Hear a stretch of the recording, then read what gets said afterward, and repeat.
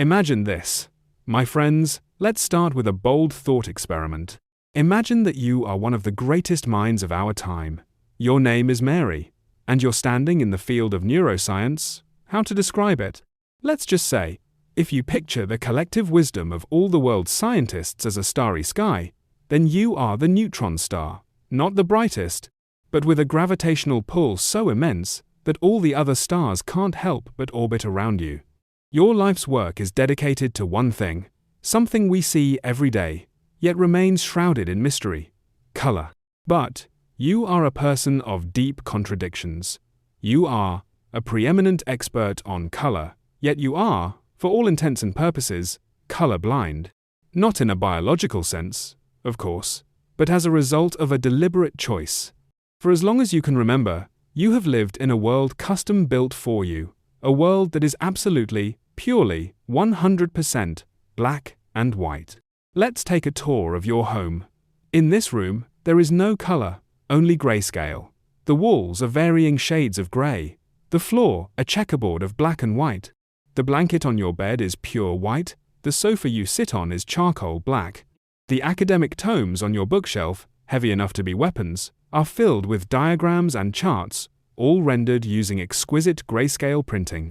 Even the food you eat is a nutritionally perfect paste that looks like gray cement, designed so that you are never distracted by color. You have the world's most advanced computer, but its screen has been specially modified to display only black, white, and gray. You watch black and white films, listen to audio stories devoid of any color descriptions. Even the window is fitted with a special filter, ensuring that the sunlight streaming in is stripped of all color, leaving only pure light and shadow. So, here you are, a scholar who could write a doctoral thesis on the chemical composition and optical properties of emerald green, yet has no idea what green actually looks like. An expert who can precisely calculate the specific neural firing patterns that royal blue triggers in the V4 region of the visual cortex, yet has never, ever seen the color blue. It sounds insane, doesn't it? Like a swimming coach who's never been in the water. But you don't care. Because, on the level of knowledge, you are the master of color. You have mastered everything there is to know about color. And I mean everything, objective, physical, and measurable. You could take a blank sheet of paper and draw the entire electromagnetic spectrum from memory, then point to that tiny, narrow sliver of visible light for everyone. What you call color, you'd tell them, is nothing more than the brain's translation of different wavelengths of light. And you understand every single detail of this translation process. From the moment a photon, traveling at 300,000 kilometers per second, strikes the retina, to the conformational change of the photopsin molecules in the cone cells, to how the bipolar and ganglion cells process these initial signals, finally encoding them into electrical currents that race like secret agents down the superhighway of the optic nerve, to the brain's visual center, you know the entire workflow, down to the opening and closing of every last synapse.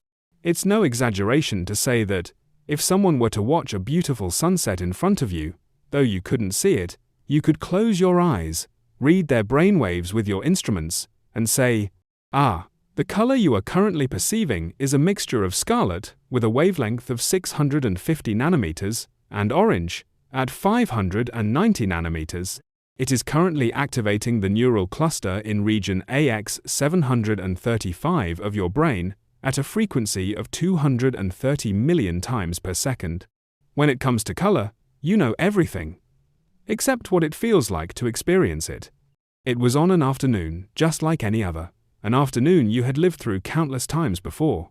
The rain outside was, to you, a series of gray lines, silently washing a gray window pane. You were drinking a cup of black coffee, which, in your eyes, was simply a fragrant liquid, the color of asphalt. On your black and white screen was a paper on how octopuses use chromatophores to camouflage themselves. Nothing was different from yesterday, the day before, or the day before that. Suddenly, a soft pop, accompanied by the faint smell of burning electronics. The faithful black and white monitor that had been your companion for over a decade had, without any warning, short-circuited.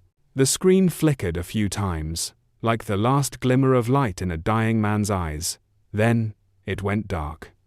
A few seconds later, As the backup power kicked in and the screen rebooted, its colorblind restriction was completely wiped out by the surge. A default system test image popped up. An apple. An apple you had seen in countless black and white illustrations, whose entire botanical classification you could recite from memory, whose peel's light-reflectance spectrum you could even calculate. A thing so familiar. But this time, it was different. It was red. A completely new thing.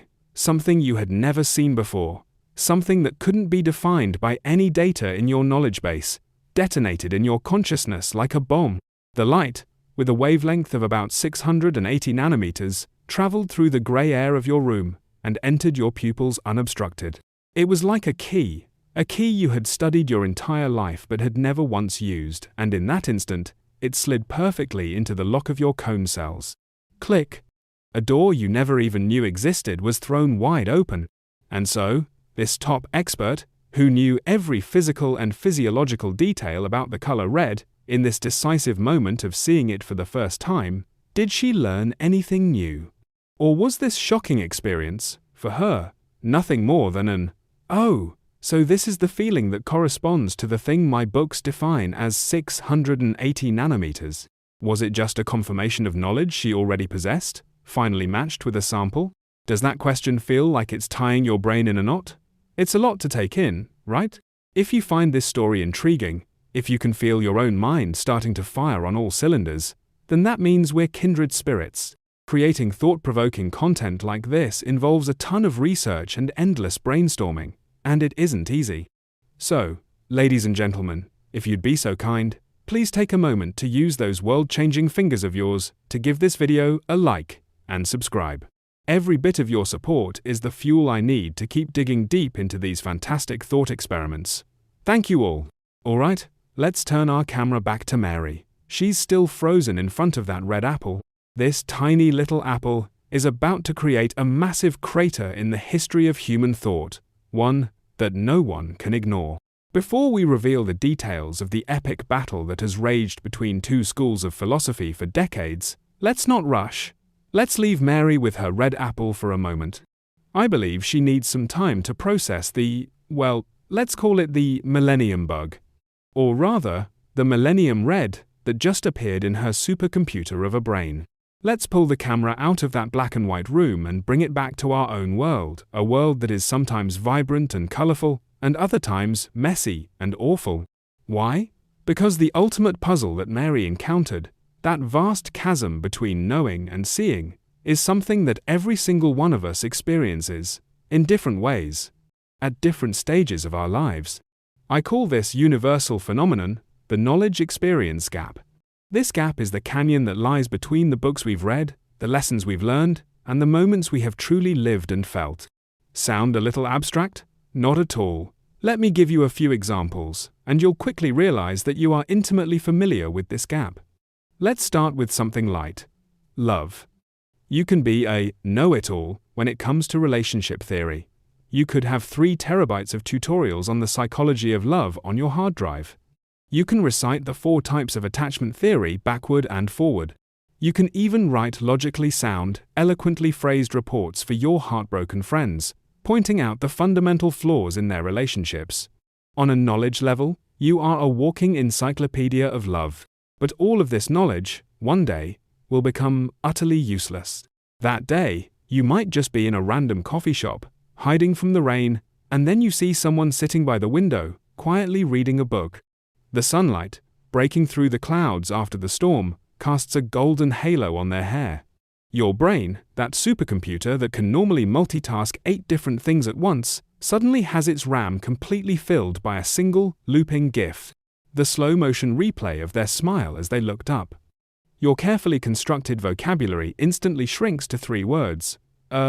So, and, hi. You walk over. The sound of your heartbeat so loud you're sure the entire world can hear it. When you finally speak, you find yourself saying the stupidest thing you've ever said in your life. But they laugh. In that moment, that feeling, that nervous yet sweet, foolish yet wonderful feeling, the feeling that the rest of the world has blurred into the background. That feeling is a new form of knowledge. It's a brand new file in your life's database, one that never existed before. It is completely different from everything you knew about love before. That is the knowledge experience gap. You start on one side of the gap, knowing about love.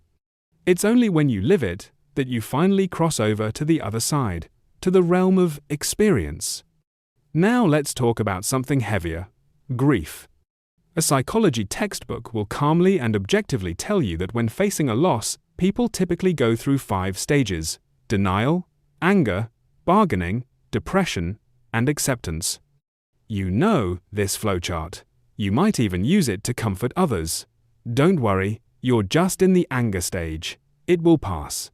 However, when this gap opens up in your own life, you discover just how pale and powerless that knowledge is. When you truly lose someone who meant the world to you, you know they're gone. That fact is stored like a file on your brain's hard drive. But your body doesn't know. Your subconscious doesn't know. You wake up in the morning, and your hand still instinctively reaches for the other side of the bed, only to find a cold, empty space. You see a funny meme, and your thumb still subconsciously scrolls to their name in your contacts, wanting to share it, only to freeze a second before hitting send. You're walking down the street and see a similar figure from behind, and your heart skips a beat, only to be flooded by a crushing wave of disappointment. This feeling of your body and soul fighting, with every single cell, against a fact that your mind already knows. This ever-present, pervasive feeling of emptiness in the air. That is the true experience of grief. It's not a flowchart. It's not 5 stages. It's a diffuse, living presence that can sometimes leave you breathless. You see, this gap is everywhere. We all know that regular exercise is good for our health. But it's only when you've run 3 miles, your lungs feel like they're on fire, and then the subsequent endorphin rush makes you feel incredible, that you truly experience the essence of exercise. Philosophers, in their quest to discuss this thing more precisely, gave this pure, subjective, first person, you had to be there, inner feeling, a very fancy name, one that will definitely make you sound smart in front of your friends: Qualia. What are qualia? It's not the molecular structure of citric acid. It's the sour kick that makes you pucker your lips when you bite into a lemon. It's not the medical explanation for an adrenaline surge. It's that heart in your throat thrill as you plunge from the highest point of a roller coaster. It's not the psychological definition of nostalgia. It's that hazy, dreamlike feeling when a familiar smell on a rainy afternoon instantly transports you back to a childhood memory. The itch of a mosquito bite, the relief of taking off tight shoes, the grating sound of nails on a chalkboard, the warmth of being trusted, the dizziness of being drunk. All these inner experiences that you can never 100% replicate and transfer to another person through language are your qualia. Qualia are the source code of our inner worlds. You can describe how cool the program is when it runs, but you can never, ever just copy and paste the source code itself into someone else's mind. Alright, now our intellectual toolkit has a powerful new weapon in it, and its name is Qualia. Armed with this new perspective, let's return to the beginning of our story, back to that black and white room, back to Mary and the red apple. Now, the problem we face becomes both clearer and much more profound. The ultimate question is no longer just, did Mary learn something new? It is, did this genius, who had mastered all physical knowledge, in that one moment of her life, for the very first time, truly experience a quail? The core of this conflict is our poor Mary, still frozen in front of the apple. In the left corner of the ring, striding towards us, are the challengers. They are the embodiment of intuition, the defenders of experience. They are team experience. Their logic is simple and direct, like a jab that hits you right in the gut. They say, is this even a debate? It's a no-brainer. Of course, Mary learned something new. So, what is this new thing? You guessed it. It's that secret weapon we talked about in the last segment, Qualia. What Mary learned was the raw experience of what it's like to see red. This is a completely new kind of knowledge, a knowledge of what it's like. Team experience argues that this experiential knowledge is something that no physical formula, chemical equation, or neural firing diagram can ever provide. It's like this. I can show you the sheet music for Mozart's Requiem, with every note and every beat marked with perfect clarity. You could study it for a lifetime and become the world's foremost expert on that score. But that is a world apart from the experience of hearing it performed by a full orchestra, the feeling of your soul soaring to the heavens one moment and plunging into the abyss the next. Hearing it is, in itself, a form of new knowledge that the sheet music can never replace. Therefore, the members of Team Experience passionately argue, if Mary truly learned something new and non-physical, then it means that physicalism, the mainstream theory that everything in the universe, including human consciousness, can ultimately be explained by physical laws, is wrong, or, at the very least, incomplete. Our mental world, our subjective consciousness, might actually contain mysterious, non-physical components. Our consciousness isn't just a wetware computer made of proteins. It has its own secret recipe. This idea is a game changer. It throws a huge bucket of cold water on the scientists who are trying to create strong AI by perfectly simulating the brain. Even if you could perfectly replicate the function of every single neuron using silicon chips, all you would create is a philosophical zombie that can process information. It could pass the Turing test, write poetry, compose music, but its inner world would be an eternal, dark void. It would never experience anything. It wouldn't know what red tastes like, nor what heartbreak feels like. It sounds like Team Experience, with its intuitive and humanistic argument, is heading for a landslide victory, right? Not so fast. From the right corner of the ring, the defending champions, the embodiment of logic, and the defenders of science, Team Theory slowly adjust their glasses, their expressions completely unfazed. They are masters of logic. Facing the seemingly flawless jab from Team Experience, they deftly sidestep and unleash a lightning-fast, 3-hit combo. The first punch, they call the incomplete knowledge paradox. The experts of Team Theory calmly state, your entire argument is based on a flawed premise that you assume Mary knows everything about the physical facts. But you have no idea of the power of the word everything.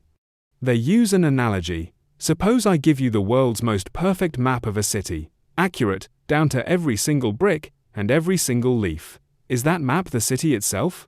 No. If your knowledge was truly, genuinely everything about the city, it would no longer be a map. Your brain would generate a 100% virtual reality of the city. You could literally walk through the city in your mind. Therefore, the fact that Mary was surprised proves precisely that her original physical knowledge was not complete. There were parts of it she couldn't deduce. What she learned after seeing the apple wasn't some mysterious, non-physical qualia, but simply the final missing piece that completed her map of physical knowledge. Next up is the second punch, even more cunning, called the ability hypothesis. This move distinguishes between two types of knowledge. One is factual knowledge, knowing that, like, I know that Paris is the capital of France. The other is ability knowledge, knowing how, like, I know how to ride a bicycle. Team Theory says, think about it. I give you a complete encyclopedia on bicycle riding, written by top engineers and physicists. You memorize it cover to cover, becoming the world's leading theorist on bike riding. That's factual knowledge. Now, I give you a bicycle. Can you immediately ride it in the Tour de France? Of course not. You're guaranteed to fall and scrape your knees. It's only by personally getting on the bike, through countless wobbles and falls, that your body slowly masters the knack of balancing. This knack is ability knowledge. Therefore, Team Theory argues that when Mary saw red, she didn't acquire any new facts about the universe. She, like the person who just learned to ride a bike, simply acquired a new skill. This skill is called the ability to identify and remember the color red through visual experience. The part of her knowledge base about what the world is like didn't gain any new information. It just got a new skill pack. If the first two punches were just the sparring of masters, then Team Theory's third punch delivers a plot twist so shocking it makes every spectator from Team Experience drop their jaws. This third punch is, your Grandmaster has surrendered. Yes, you heard that right. The most dramatic twist in this whole debate is that, years later, the very philosopher who designed the perfect thought experiment of Mary's room Hailed as the founding grandmaster of team experience, Frank Jackson himself publicly wrote an article declaring, "I was wrong, my previous argument was mistaken." He personally defected to team theory. It's as if George Lucas suddenly announced, after thinking about it, the Galactic Empire actually represented peace and justice in the universe. The entire philosophical world was in an uproar. The reason Jackson gave was that, after long and careful consideration, he had come to believe that a mature theory of physicalism must be able to explain what Mary learned. He concluded that the experience of seeing red, at its core, is still an incredibly complex and subtle physical state of the brain. The only reason we find it mysterious and indescribable right now is that our current neuroscience is still in its infancy, much like how ancient people looked at lightning and thought it was the wrath of the gods. He believed that one day, science would advance to the point where it could completely crack the physical code of experience. So, you see, in the end, even the creator of the argument switched sides. This leaves our poor Mary stranded in a philosophical no-man's land. Was the moment she saw the red apple a transcendent experience, a glimpse into a mystical garden beyond the physical world, or was it simply a pre-written program in her superbrain that was finally loaded and run? To this day, the debate rages on, with no definitive answer that satisfies everyone. All the stories, all the debates, must eventually return to one question: what does it mean for us? And my answer is, it means a great deal. Because if you truly understand it, you'll see that Mary's room is not just a clever game of logic about color and the brain. It is the most precise, the most profound, and also the most heartbreaking metaphor for the human condition, a condition in which we are all deeply enmeshed, perhaps without ever realizing it. And it is this: every single one of us, for our entire lives alone, in our own Mary's room. You heard me right. The walls of this room are built from a unique combination of your genes, your family, your childhood experiences, your education, and your cultural environment. The black and white books and documents inside the room are all the knowledge, logic, reason, and values that you have acquired. They form your cognitive framework. You use them to understand the world, to analyze problems, to make judgments. And you are proud of your vast knowledge, just as Mary was proud of her 3,000-page report on the color red. We use this black and white system to interpret our colorful lives. But we must, with great humility, admit one fact: we can never step outside of our own room to truly experience the color in someone else's room. You see a story on the news. Based on the black and white scriptures in your room, you interpret it as an injustice and become righteously indignant. This is a dark shade of gray. But your friend, in their own room, using their own set of black and white scriptures, sees the same news story, but they interpret it as order and believe it's a necessary sacrifice. This is a light shade of gray. And so you begin to argue. You both feel you have the facts on your side, that your logic is sound, your evidence solid. You both find the other person to be completely unreasonable. But what you don't realize is that you are just two colorblind people arguing over a color that neither of you can show to the other. You are just waving your own black and white pamphlets, convinced that the one in your hand is the one and only truth of the universe. Do you understand now? This thought experiment ultimately leads to an incredibly deep insight about empathy. It tells us that in this world, the three cheapest, most arrogant, and most useless words might just be, "I understand you." No, you don't. You can't. When your friend is in agony because they lost their job, you go to comfort them by saying, "I understand. I've been fired before too." No. What you understand is the black and white event label of being fired. You cannot experience the unique color of their qualia in that moment, a specific blend of self-doubt, guilt towards their family, and fear of the future. Your experience was a different qual, a different color. So, what is true empathy? True empathy is not condescendingly declaring, "I see the color you see." On the contrary, true empathy is wholeheartedly admitting, "I cannot see the color in your eyes." It's admitting that when it comes to the inner world of others, you are eternally colorblind. And then, armed with this humility and reverence, you sit down next to that friend who is suffering, and you say to them, "My friend, I can't pretend to fully understand how you feel. My experience is different from yours, but I am here, and I really, truly want to hear about the red in your world. What is it like? How red is it? Is it like blood, or is it like a sunset? Please, teach me. That is empathy. It is not a declaration of knowledge, but an invitation to an experience. It's the choice between two uncrossable islands of consciousness, to give up the fantasy of building an impossible bridge, and instead, to choose to weave, with the most sincere words, thread by thread, a rope that can carry an echo back and forth. In our era, especially on the internet, algorithms are intensifying our prisoner's dilemma.